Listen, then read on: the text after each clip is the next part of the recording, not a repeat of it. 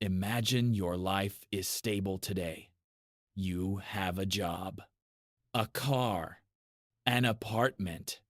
Your bills are paid.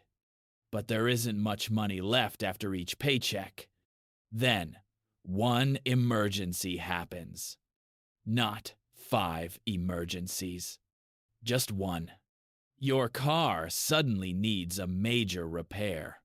You need it to reach work, but the repair costs more than you have saved.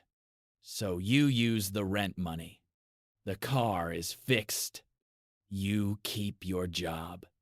But now, you're behind on housing. You tell yourself, I'll catch up next month. Then, late fees appear. Your next paycheck has to cover the old rent, the new rent, food, utilities, and everything else. The numbers no longer fit. Or maybe the emergency is medical. You miss several shifts. Your paycheck becomes smaller. At the exact moment, your expenses become larger. You use a credit card, borrow from family, delay one bill to pay another. And from the outside, your life still looks normal. You go to work, answer messages, buy groceries, smile when someone asks, "How are you doing?" But privately, you're choosing which problem can wait. Then, another ordinary expense arrives. The phone bill, insurance, a prescription, a utility payment. Nothing unusual. But after the emergency, there is no money left to absorb it. So one late payment becomes 2, then 3. Eventually, a notice appears on the door. You search for cheaper housing, but moving costs money too. Application fees, a security deposit, the first month's rent, and many landlords want proof of income, good credit, and a clean rental history.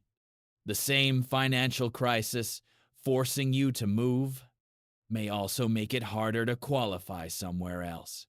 So you stay with a friend, just for a few nights, then a relative. Maybe you pay for a motel. But temporary solutions have limits. Friends need their space. Motel money disappears quickly. And eventually, someone says, "I'm sorry, but you can't stay here anymore." Now the emergency that happened weeks or months ago has reached its final consequence. Tonight, you have nowhere to sleep. Of course, not every emergency leads to homelessness. Many people have savings, insurance, family support, or assistance that helps them recover. But when someone is already living close to the edge, one unexpected expense can begin a chain reaction. Not because they stopped trying, not because everything disappeared in one dramatic moment, but because every safety net had a limit, and each temporary solution eventually ran out.